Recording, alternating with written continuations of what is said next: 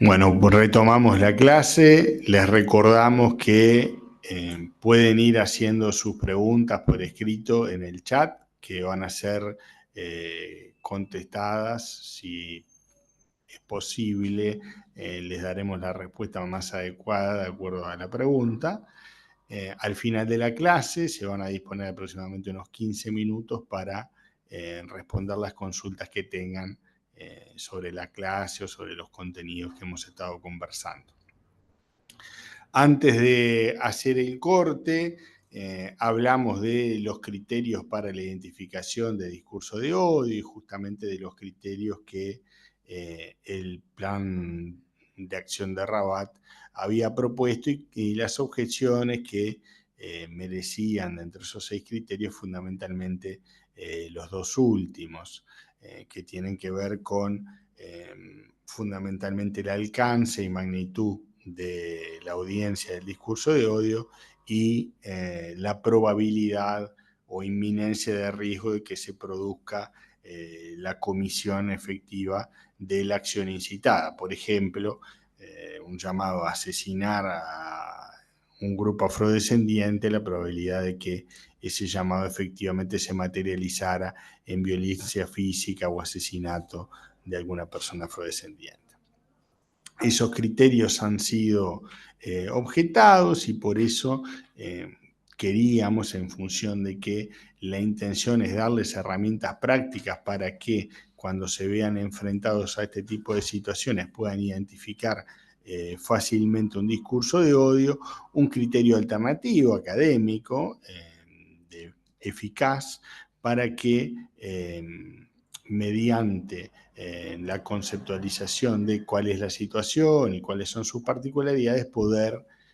arribar a la definición de si estamos o no ante un discurso de odio y efectivamente si estamos ante la incitación al odio y al desprecio social, o si estamos frente también, en su caso, si así fuera, ante la comisión justamente de un delito de odio. Y ese criterio alternativo tiene que ver con la retórica de los discursos de odio. Esa retórica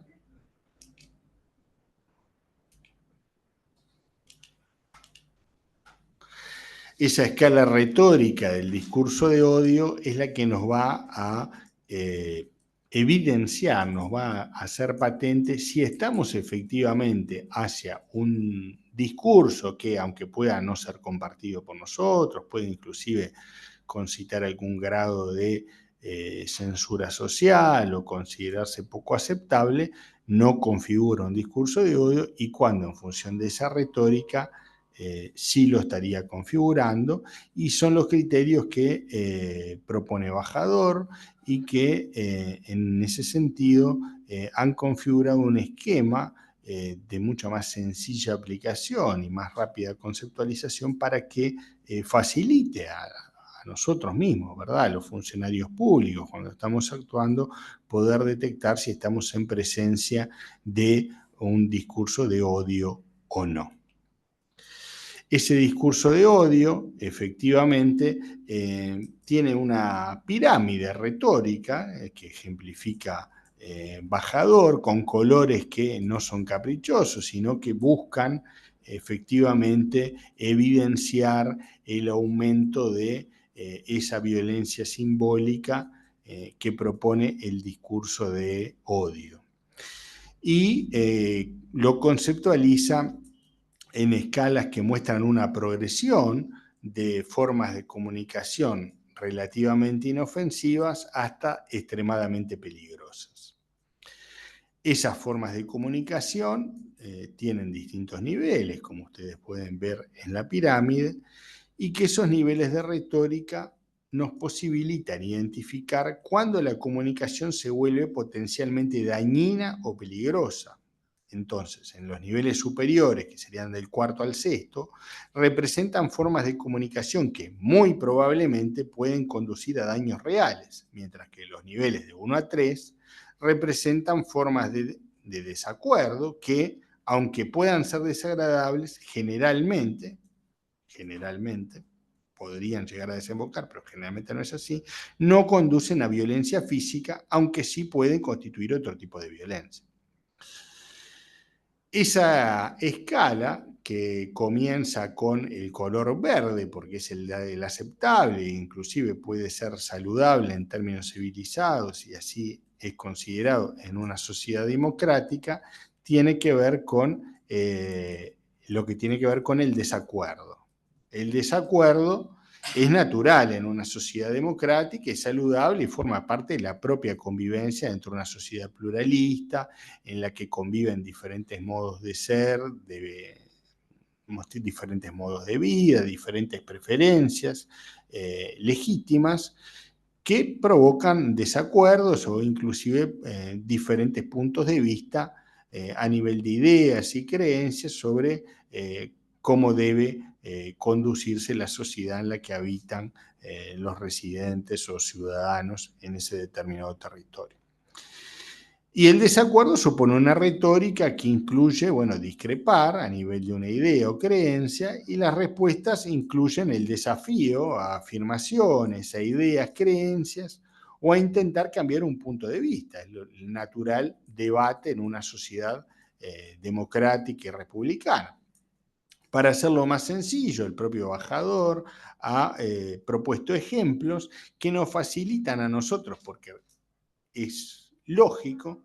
que los funcionarios, cuando actuamos y tenemos que discernir si estamos en presencia de un comportamiento o una conducta que puede configurar este tipo de situación, como el discurso de odio, no tenemos en la práctica tiempo ilimitado para resolver, ni mucho menos, ni a veces disponemos de las posibilidades de ponernos a leer un tratado sobre la materia, sino que tenemos que tener criterios claros y concisos que nos permitan discernir si estamos ante un discurso de odio o no. Y el desacuerdo en sí mismo no constituye un discurso de odio, es parte de la convivencia democrática, que puede ser más o menos agresiva en el debate, pero dentro de términos aceptables estaría dentro de la órbita del desacuerdo, que puede ser argumentar que la posición contra la que tiene desacuerdo el individuo o el grupo de que forma parte considera que lo que plantea el otro es falso, es incorrecto o es equivocado, que es una cuestión totalmente legítima. Inclusive puede ser un desafío a lo que la otra persona o grupo está planteando dentro de los límites de la legitimidad. Un intento de persuasión, un cambio de opinión es una discusión. Esto sería totalmente aceptable y, por supuesto, está en la pirámide que veíamos recién, ¿no?, en el color verde, porque es algo completamente aceptable. Luego del desacuerdo tenemos ya otro tipo de acciones que sí pueden entrañar cierto nivel de peligrosidad, que son acciones negativas asociadas con el grupo objetivo, que incluye figuras retóricas discursivas de tipo metafórico, que pueden incluir amenazas, que implican intimidación sin una violencia física directa, acusaciones de que el grupo objetivo tiene conductas reñidas con lo que se considera aceptable socialmente. Por ejemplo, los miembros de tal grupo social, por ejemplo, no sé, en el caso de la armenofobia, el odio irracional y la fobia basada en prejuicios hacia los armenios, decir que, por supuesto, una falsedad, decir que los armenios son ladrones, usureros o cuestiones por el estilo, que son cuestiones comunes que se dan cuando se estudia la armenofobia, o también sucede en el caso de la judeofobia y el antisemitismo. Atribuirles actos indignantes a los miembros del grupo objetivo como formas de exponerlo a cierto desprecio social, caracterizando a los miembros del grupo como ejecutores de comportamientos extremadamente inaceptables, ¿no?, que son censurables socialmente, como por ejemplo que son deshonestos por su propia condición de pertenencia al grupo, como decir que, o que poseen determinadas características que los hacen susceptibles al desprecio social, como se afirmaba antes del el auge del movimiento de los derechos civiles en Estados Unidos, por ejemplo, que se afirmaba, por ejemplo, por los miembros del Ku Klux Klan, que los afrodescendientes eran más susceptibles a transmitir enfermedades, por ejemplo, que eran personas deshonestas o que tenían comportamientos poco civilizados por su propia condición de afrodescendientes, es atribuirle acciones indignantes o que son más propensos a cierto tipo de perversiones o a la comisión de delitos. Luego también está el maltrato, es decir, la referencia a comportamientos negativos hacia otros, ¿no? Que puede incluir tanto la argumentación a favor del maltrato hacia los miembros del grupo objetivo, como la referencia de que las personas del grupo objetivo, pongamos por caso, no sé, judíos, afrodescendientes, personas en situación de discapacidad, tienen comportamientos negativos hacia otros y que por eso merecerían ser destinatarios de un discurso de odio. Por ejemplo, podemos poner diversas situaciones que se atribuyen, como decíamos más tempranamente, con respecto a el famoso libelo de los protocolos de los sabios de Sion, que atribuye a los judíos una especie de cooperación mundial en la que controlarían los medios de comunicación, y eso genera un trato desfavorable hacia quienes no son judíos, que tienen una política de exclusión hacia personas que no tienen su mismo origen étnico y que en su trato, por ejemplo, en los negocios, los tratarían desfavorablemente simplemente por no pertenecer al mismo grupo étnico, atribuyéndole comportamientos negativos como la usura, el robo, la apropiación indebida. Y luego también está otro tipo de acciones negativas como la alienación, es decir, buscar causar distanciamiento o aislamiento social a los miembros del grupo objetivo. Es decir, no, aquí, bueno, preferimos o instamos a que no concurran personas afrodescendientes porque no queremos compartir el espacio con ellos, o no queremos que a este espacio concurran personas con discapacidad y no queremos hacer las adaptaciones necesarias para que puedan participar. Entonces, bueno, que esas personas se queden aparte y que tengan servicios exclusivamente diferenciados para no tener que tener contacto con ellos. Son ejemplos de acciones negativas más o menos solapadas. Eso, como vimos, estaba en un carácter amarillo en la pirámide, aquí, ¿no? Porque ya implica cierta peligrosidad inminente. Y luego pasaríamos a atribuir directamente a los miembros del grupo objetivo un carácter negativo por su propia condición de tales. ¿Qué quiere decir esto? Bueno, que se los caracteriza de una forma que, aunque no implique necesariamente violencia física, implica otro tipo de menoscabo a su dignidad, que, además del insulto, van más allá atribuyéndoles condiciones propias por su pertenencia que involucran su integridad, la capacidad mental de la persona o del grupo. Por ejemplo, ataques a la identidad sería decir que, por ejemplo, los armenios son mentirosos, ladrones e hipócritas, ¿no? Que son tópicos comunes que aparecen cuando se estudia la armenofobia, ¿no? O los ataques a la capacidad mental de una persona, diciendo que, por ejemplo,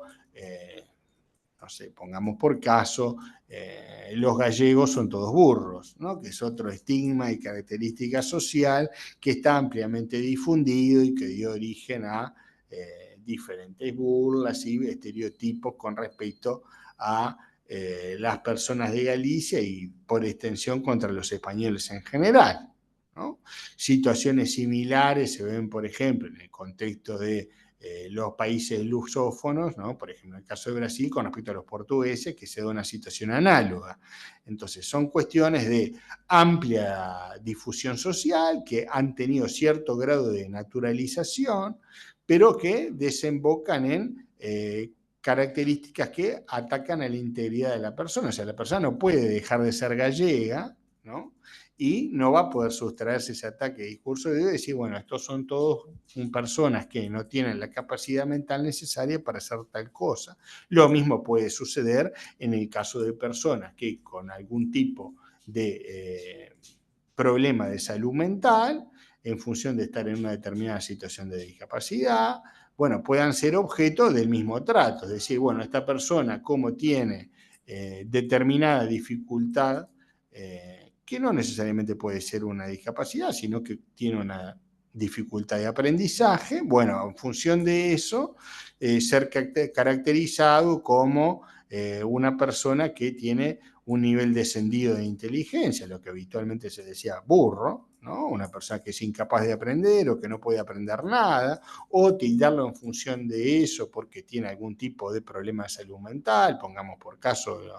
no sé, la depresión, decir que está loco o que es inhábil para todo tipo de tarea, atribuyéndole un carácter negativo por su propia pertenencia a un grupo. Y lo mismo en el caso de si fuera por origen étnico, por identidad sexual o por género, ¿no? Decir, bueno, en el caso de las mujeres, lo que tenía amplia difusión en el siglo XIX como la histeria, ¿no? Decir que las mujeres, por su propia condición de mujer, eran histéricas, de ahí que la palabra histérica justamente tenga que ver con la posición del útero, ¿no? Que la mujer era histérica por su propia condición de mujer, tenía un comportamiento mental y psicológico anormal, que era una creencia pseudocientífica ampliamente difundida durante el siglo XIX y hasta las primeras décadas del siglo XX. Y luego están los ataques al comportamiento, es decir, que son situaciones que en su conjunto buscan desacreditar a la persona o al grupo objetivo. Y esos ataques que se constituyen en un comportamiento del grupo agresor y que pueden tener diferente entidad, buscan desacreditar por su propia pertenencia o su condición de pertenencia a un grupo, a la persona individualmente o a todo el grupo en general, ¿no? Como los ejemplos que dábamos recién de no es que fulanito es hipócrita o fulanito es mentiroso, ladrón, sino que el discurso de odio dice los armenios son hipócritas, los armenios son mentirosos, los armenios son ladrones, por ejemplo. Entonces es imposible para la persona sustraerse a su condición de armenio, la cual no puede modificar, ¿no? Ni de descendiente de armenios, y que habitualmente en función de este discurso de odio se ha asociado a la hipocresía, a la mentira, al robo o a la apropiación indebida. Ese carácter negativo, como vimos, estaba en un color mucho más intenso porque ya alude a la propia condición de tal, la persona no tiene cómo sustraerse a esa condición, por lo tanto no puede no ser objeto de ese discurso de odio, puesto que esa generalización propia del discurso de odio lo hace víctima del ataque en tanto integrante de un grupo al que pertenece. A su vez, ese carácter negativo, tenemos los estadios más graves del discurso de odio, que son la demonización y la deshumanización. Si nosotros vamos hacia atrás, hacia la pirámide, como pueden ver, es el estadio número 4, ¿verdad? En el que ya directamente se deshumaniza a las personas y se las demoniza. Esto ya es muchísimo más grave porque expone de forma mucho más clara y patente al desprecio social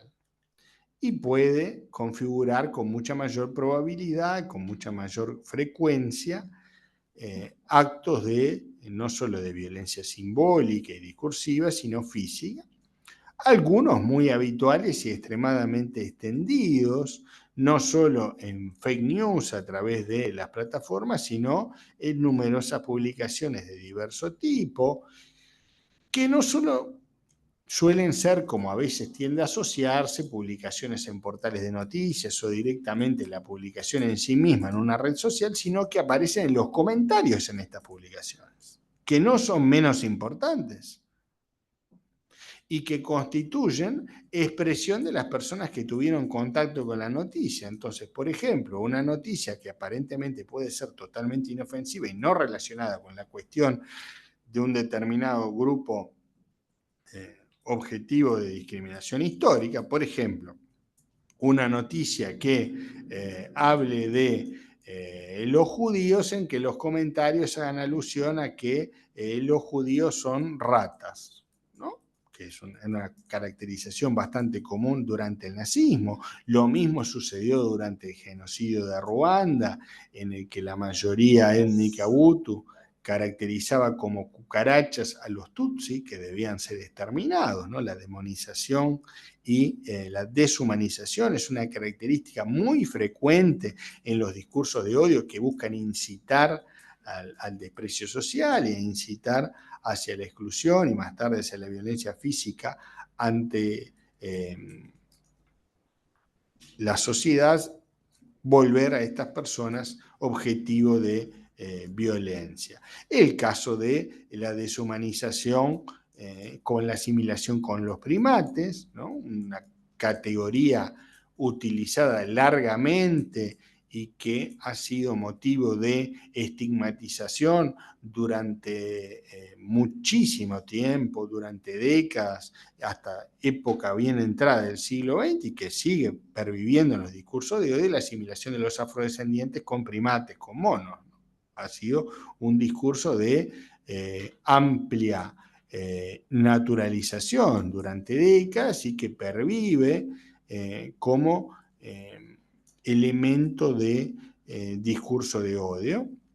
La asociación con movimientos o grupos que concitan desprecio social para análogamente a ser víctimas de ese desprecio social a los miembros del grupo objetivo, por ejemplo, atribuirle a una persona la condición de fascista o de nazi para deslegitimarlo y desacreditarlo por su propia pertenencia a un determinado grupo social. Es el caso, por ejemplo, de asociar las prácticas de un determinado grupo con las prácticas autoritarias y de vulneración a derechos y de limitación de la libertad de expresión y muchísimos otros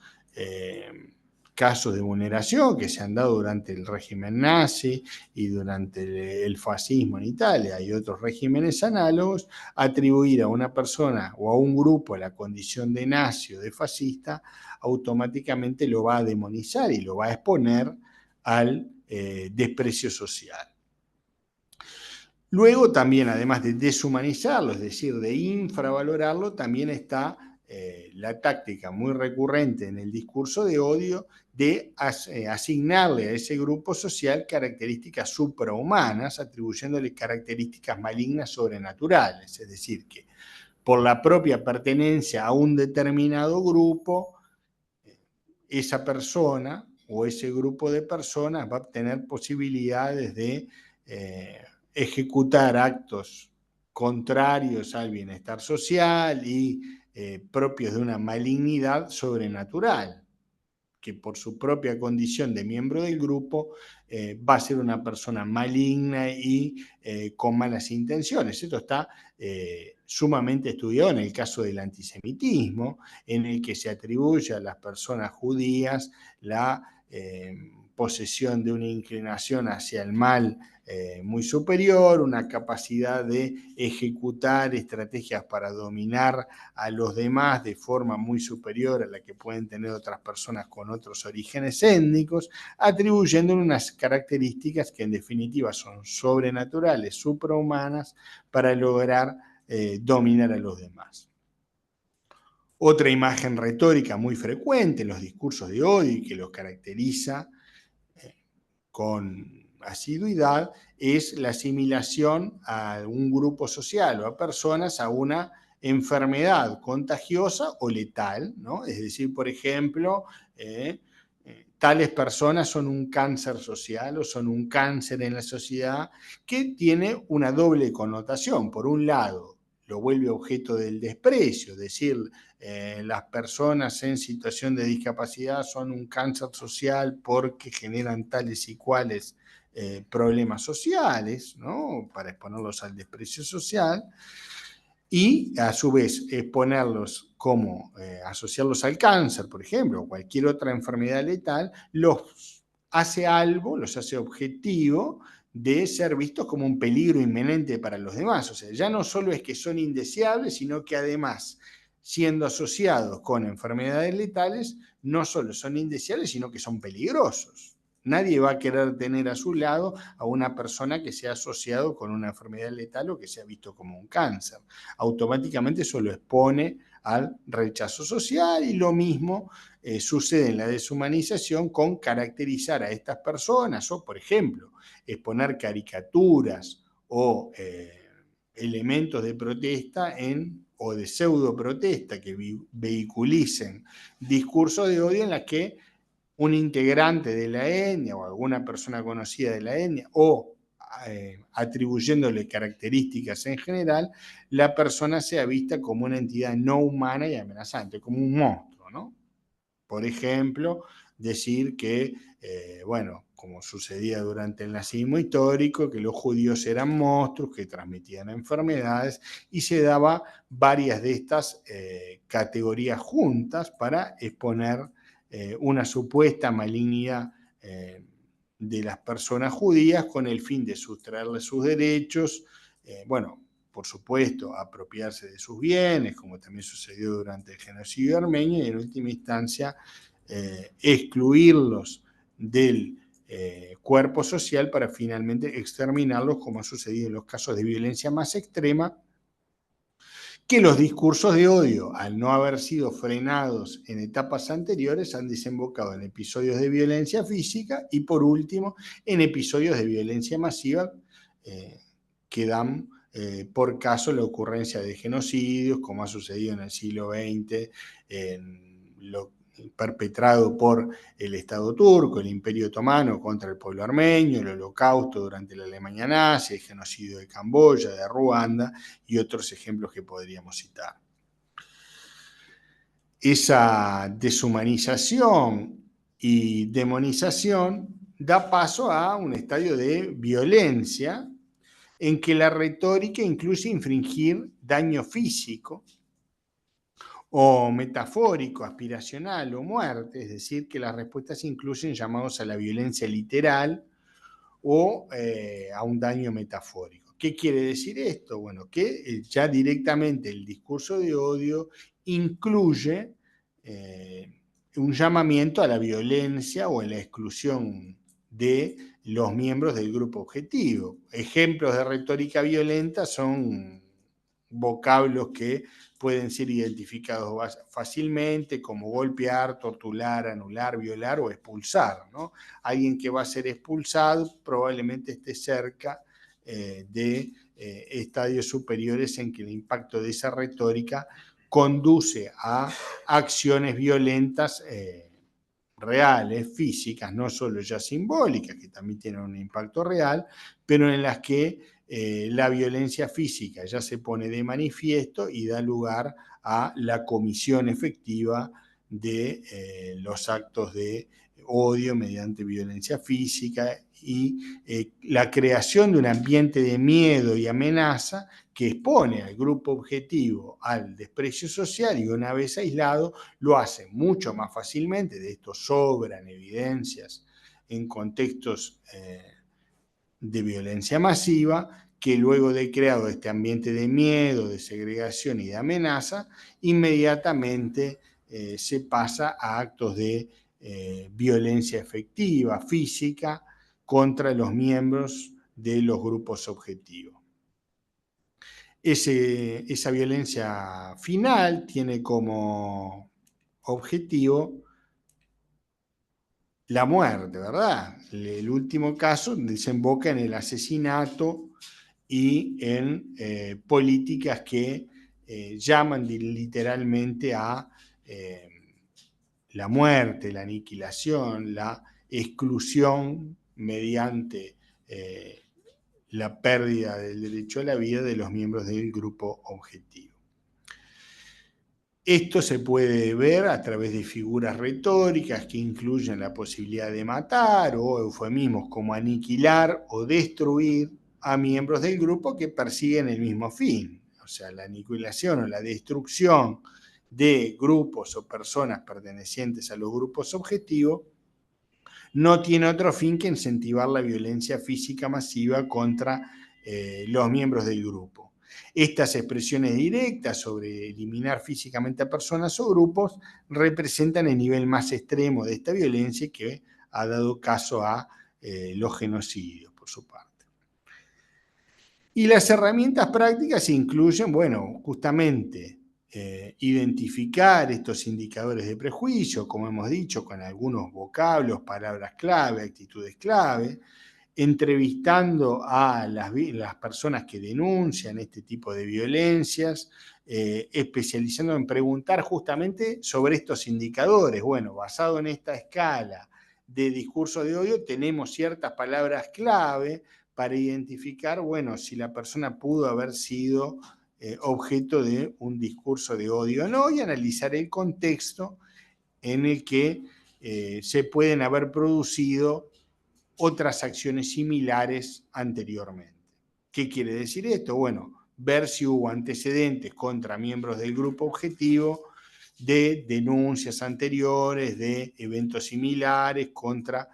personas de ese grupo objetivo y por último también facilita en este sentido la cooperación con organizaciones especializadas, como puede ser en nuestro país la Comisión contra la discriminación y el racismo, para actos que se den contra privados, que muchas veces recepciona en primera instancia las denuncias, pero también remite informes sobre este tipo de actuaciones. Bueno, por supuesto también la labor que cumple la Institución Nacional de Derechos Humanos y Defensoría del Pueblo, y también organizaciones de reconocido prestigio de la sociedad civil que se especializan en esta temática. Por último, también queríamos ver algunos elementos fundamentales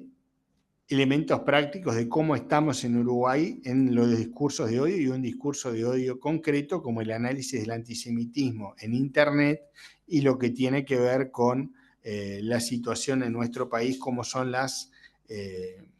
tendencias actuales en este sentido. La última estadística a la que disponemos del análisis del antisemitismo en Internet es de 2023, del Observatorio Web, y que presenta un panorama que seguramente a varios de los cursantes los pueda sorprender. ¿Por qué decimos que los puede sorprender? Bueno, porque lamentablemente Uruguay es líder regional en comentarios antisemitas, es decir, como decíamos hace unos instantes, que las publicaciones no solo están integradas por lo que publica un portal noticioso o un particular reproduciendo una noticia o algún artículo de diferente naturaleza, sino también por los comentarios que se hacen a esas publicaciones. Y Uruguay es líder regional en comentarios antisemitas, es decir, un 27,35% sobre el total analizado en Uruguay presentó en noticias relacionadas comentarios antisemitas. Lamentablemente está muy por encima del promedio regional, que como pueden ver es de 15,02, el porcentaje total en Latinoamérica, y no está únicamente asociado a los eventos recientes de la guerra en Medio Oriente y el ataque de Hamás contra Israel, sino que esto es una tendencia que se ha confirmado en 3 años consecutivos, es decir, antes del 7 de octubre de 2023, cuando se produjo el ataque de Hamás contra el territorio de Israel, ya estaba Uruguay liderando en la cantidad de comentarios antisemitas en publicaciones. No obstante, el impacto de los eventos del 7 de octubre generó un aumento, por supuesto, como ha sucedido en otros países, de los comentarios y acciones antisemitas, y el 22,71 de los comentarios con respecto a noticias que involucraban a personas o grupos judíos, en esas noticias o publicaciones ha sido rastreado como un discurso de odio antisemita. En este sentido, el ataque de Hamás representó un punto de inflexión en el discurso y en el rastreo de estas manifestaciones del discurso antisemita, y después del 7 de octubre representó un aumento de 7 puntos, 7,04 puntos porcentuales en comentarios antisemitas, pasando del 22,71 al 29,75, o sea que casi 1 de cada 3 comentarios, es un porcentaje altísimo, tendría alguna connotación antisemita.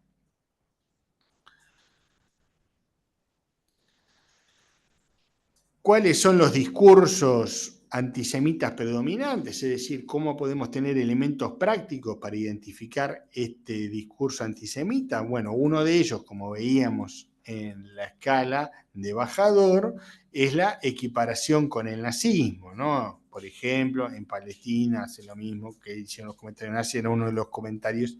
entrecomillados o comentarios históricamente incorrectas que trivializan el holocausto. Lo mismo sucede lamentablemente en otros contextos, y las teorías conspirativas, como decíamos recientemente, ¿no? Las referencias al poder judío y una supuesta influencia desmedida sobre el control de medios, bancos y gobiernos. El negacionismo del holocausto, que hemos tenido casos muy sonados últimamente en nuestro país, también con cuestionamientos a las evidencias históricas ampliamente demostradas sobre la veracidad del genocidio contra el pueblo judío y la minimización de las víctimas y su sufrimiento, así como la deformación de informaciones sobre el holocausto, que tienden a minimizar la cantidad de víctimas o a disminuir su alcance, así como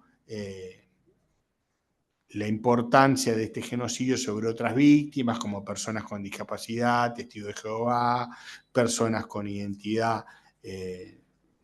con otras identidades sexuales, ¿verdad? Diferentes a la heterosexual, y también da pie a otro tipo de categoría predominante en los discursos antisemitas, que es el antisionismo como antisemitismo, es decir, el llamamiento no a cuestionar las políticas del gobierno de Israel, que sería una crítica por supuesto legítima, que se puede cuestionar el accionar de cualquier gobierno, de cualquier país en el mundo, sino la negación del derecho a existir del pueblo judío y de su Estado nacional, es decir, el llamamiento a la eliminación directamente del Estado judío, rechazando cualquier solución de convivencia pacífica entre israelíes y los otros pueblos nacionales de la región, y el uso de críticas a Israel como vehículo para expresar antisemitismo, es decir, utilizar como excusa acciones del gobierno israelí para atribuírselas a personas que no son israelíes ni viven en Israel, por ejemplo, para adjudicarle esas acciones a personas judías de Argentina, de Brasil, de Uruguay o de cualquier otro país. Y justamente los identificados como discursos de este tipo, en patrones en los comentarios uruguayos, en portales de internet, reflejan estas 4 categorías con nitidez. Como les decíamos, el impacto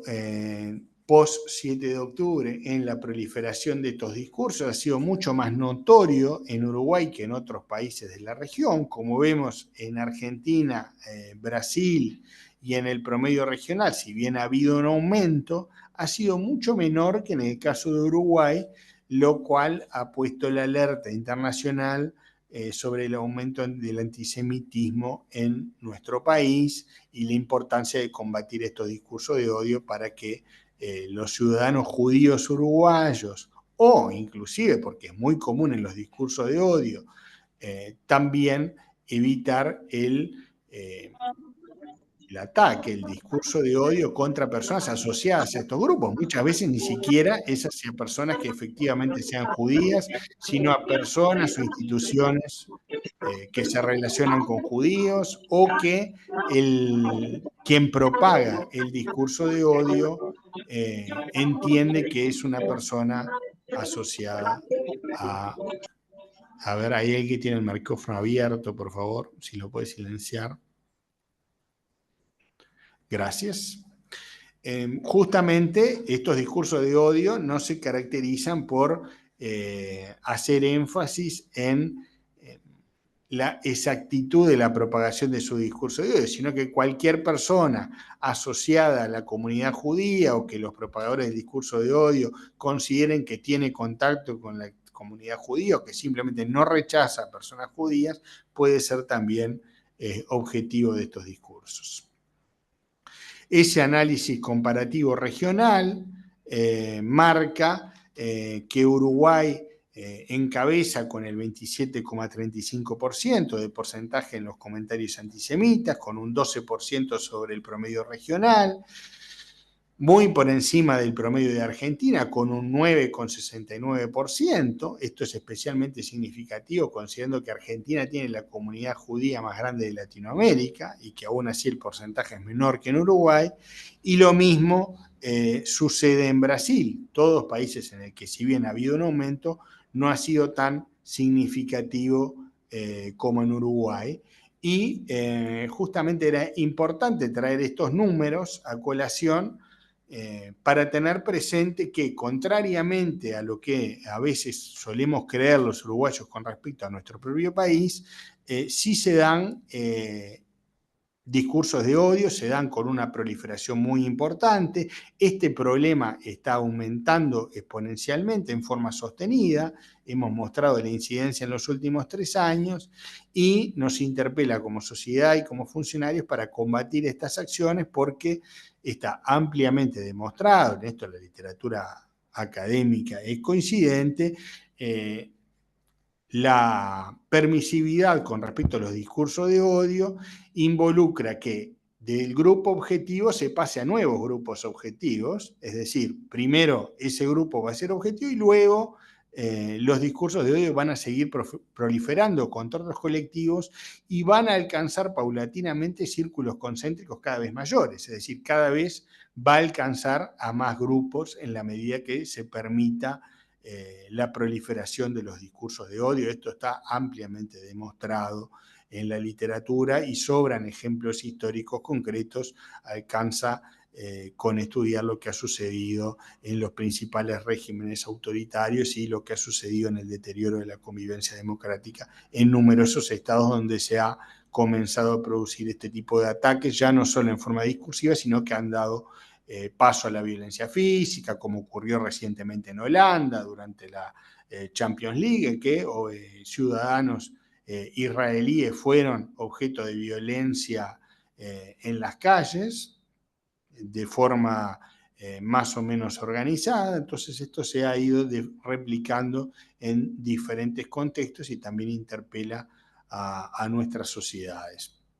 Y en contraste con la imagen tradicional de Uruguay como país tolerante e inclusivo, es particularmente alarmante que se estén dando este tipo de manifestaciones y que llaman a la importancia de estar alerta frente a este tipo de discursos. Por último, algunas conclusiones y recomendaciones en función de lo que ha sucedido en otros países y lo que ha resultado efectivo para combatir los discursos de odio. La posibilidad del abordaje multidisciplinario. No siempre en las instituciones los funcionarios disponemos de equipos de personas a quien consultar. Muchas veces, ante la ausencia de estos equipos de que nos puedan brindar una opinión calificada, se puede recurrir a otras organizaciones estatales o inclusive se puede recurrir a otros organismos, organizaciones especializadas. El llamado a la responsabilidad institucional, que hace énfasis fundamentalmente en los operadores del sistema de justicia, pero que nos involucra a todos los funcionarios públicos, porque todos los funcionarios públicos podemos, por acción o por omisión, en definitiva, terminar favoreciendo un discurso de odio, una actitud o un comportamiento discriminatorio, y para ello es importante estar alerta y también aplicar efectivamente la legislación de que disponen los países sobre la comisión de delitos de odio. Ha demostrado ser la barrera más eficaz para la proliferación, para evitar justamente la proliferación de estos discursos, porque en la medida que existe permisividad institucional o de los estados hacia este tipo de conductas, terminan desembocando en retóricas cada vez más violentas, en episodios de violencia física, y después es mucho más difícil ir para atrás en la disuasión de este tipo de discursos y mitigar sus efectos. Y por último, el combate a la discriminación, justamente, bueno, es parte de un cambio cultural que hemos ido avanzando, quizás no lo rápidamente que todos deseáramos, pero que, bueno, forma parte del cambio cultural, tener presente estas cuestiones a la hora de actuar nosotros como funcionarios para también dar voz a las víctimas, en cuanto que uno de sus principales reclamos ante ser objeto de discriminación y de discurso de odio es que muchas veces es reconocido algunos tipos de situaciones concomitantes que padecen, como por ejemplo en el caso de la violencia física,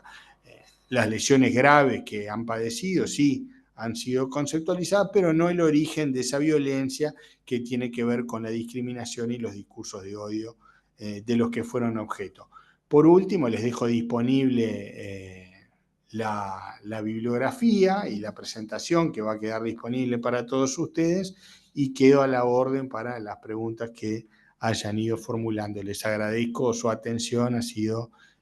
un placer poder compartir con ustedes esta información. Bueno, es un placer para nosotros haber escuchado. Es muy triste lo último, porque en realidad estamos hablando del avance de la sociedad y demás, y nosotros estamos retrocediendo como país, lo que hace mucho más importante ese retroceso, lo aumenta. Habían pedido de bibliografía, así que bueno, nosotros, reitero, vamos a compartir las diapositivas y vamos a brindarle, esperemos que para la próxima sesión ya le podamos brindar los links para que puedan ver todos los videos de las sesiones anteriores, incluida la de hoy. Y paso a la primera pregunta que formula Gerardo de Dominici. Dice, ¿cómo evolucionaría el concepto para incluir nuevos grupos discriminados que aún no estén incluidos en los grupos protegidos? Y también la misma persona dice, yo tengo una duda, ¿ese tipo de discursos de odio son sancionados de alguna manera?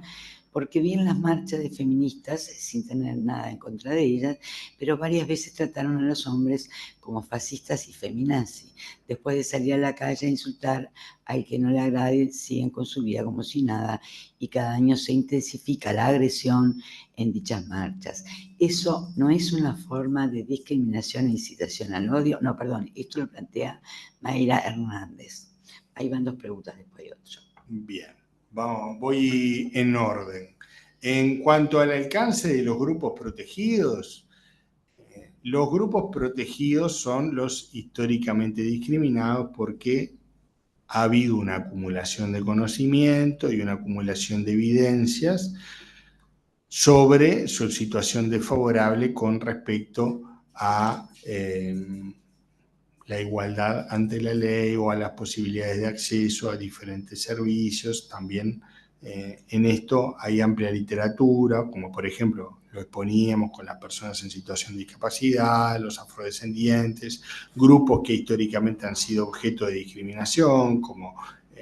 personas de origen étnico-judío o armenio, y otros ejemplos que hemos dado, por ejemplo, por identidad sexual. Los diferentes grupos que son incluidos no necesariamente está restringido a estos grupos. Quiero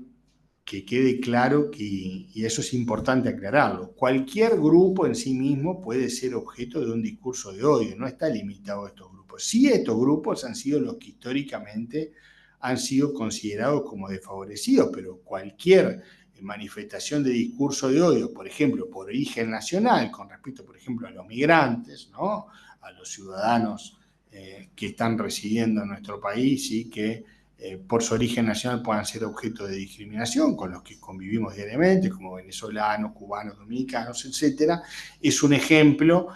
que no traté dentro de los grupos desfavorecidos, pero los migrantes suelen ser víctimas frecuentes de discursos de odio, pero también puede ser cualquier otro grupo que por su propia condición de tal o persona sea atacado y menoscabado sus derechos fundamentales. Pusimos un ejemplo coloquial como el caso de la suposición de la disminución o la falta de inteligencia de los gallegos, que dio lugar a estereotipos y estigma social, y eso justamente, si bueno, se constituye una práctica habitual e impide el acceso a determinados bienes y servicios, se propaga, puede ser constitutivo de una actitud discriminatoria hacia esas personas, pero también puede serlo el acceso a bienes o servicios para personas de cualquier otro colectivo. No está restringido a estas personas y cualquier persona puede ser en diverso momento objeto de discriminación. Lo mismo ha sucedido, por ejemplo, en el caso de las personas con obesidad. Por poner otros ejemplos de colectivos que no he nombrado, pero a medida que uno va conceptualizando las diferentes situaciones puede ver cómo en definitiva esto engloba a toda la sociedad y cualquier persona puede ser objeto de discriminación. Por eso es tan importante las garantías, porque nos protegen a todos y no solo a esos grupos. Bien, en el caso de lo que decía la persona sobre los discursos en la marcha feminista, bueno, en algunos, supongo que se referiría a las marchas del 8M, no sé a qué marcha se refería concretamente. Hubo algunos episodios que fueron denunciados por algunos colectivos como acciones de discriminación y discurso de odio. En concreto sucedió con respecto a un muñeco con características deformadas que los denunciantes aducían con bastante verosimilitud y, bueno, en función de experiencias anteriores, que representaba a una persona judía demonizada con sus características físicas deformadas, que es una cuestión bastante habitual en las personas judías, y fue esa acción en concreto objeto de denuncia, y desde el punto de vista de los denunciantes y de muchas personas que se han pronunciado internacionalmente acerca del tema, constituía o reunía las características de un discurso de odio. Entonces, lo que puede ser una protesta legítima, si adquiere determinadas características, puede también, si así lo hacen algunos integrantes, propagar un discurso de odio. No tengo conocimiento justamente de las prácticas que el señor mencionaba, pero habría que analizarlas con detenimiento para ver si constituyen o no un discurso de odio. Ahí está. Bueno, Ana Vitale dice: este tipo de curso nos ayuda en la prevención de situaciones de violencia mayores en las instituciones. Hay muchos discursos de odios contra la mujer por política, por fútbol incluso, aunque parezca increíble. Luego, María del Pilar Ríos dice: ¿hay información similar respecto al pueblo armenio? Pregunta. Sí, hay menos estudios, pero hay estudios académicos sobre la armenofobia. De hecho, hay algunas estadísticas también de bueno, nuestro país acerca de ello, pero es un fenómeno ampliamente extendido. Hay estados actualmente del sistema internacional, como la República de Turquía y el Estado de Azerbaiyán, que tienen una política sistemática de negación del genocidio armenio, que Uruguay fue el primer país en reconocer, y en función de esa narrativa negacionista también se difunden habitualmente discursos de odio contra armenios, no solo en Turquía, sino en el exterior, y se han probado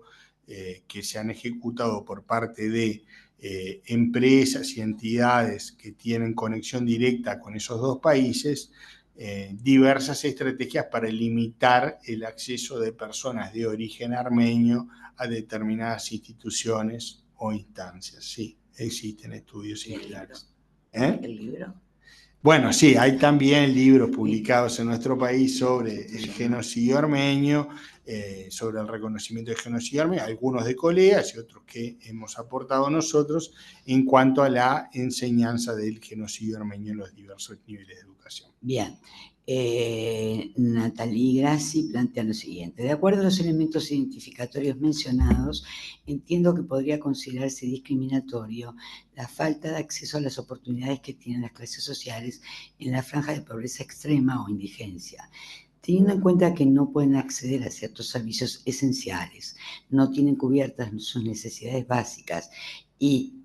ven vulnerados ciertos derechos fundamentales, estando además muchas veces sujetos a estereotipos y apodos por parte del resto de la sociedad, encasillándolos incluso dentro de la delincuencia por su simple condición económica. ¿Está bien? Pregunta el desarrollo, ¿no? Si a una persona o un grupo de personas, por su simple pertenencia a una clase social se la hace objeto de la atribución de determinadas características negativas o pasible de cometer acciones negativas, como se explicitó en los criterios, indudablemente van a ser personas que son víctimas de discriminación. Si a una persona, por el solo hecho de, como mencionaba, de ser pobre, para decirlo en términos más coloquiales, se le priva del acceso a un bien o servicio de acceso común, o se le dificulta ese acceso de forma manifiesta, sin criterios razonables y objetivos, es lógico que la persona está siendo objeto de discriminación por ese motivo. Sí, si fuera así la situación, evidentemente estaría siendo discriminada si se le impide el acceso a un bien o servicio por su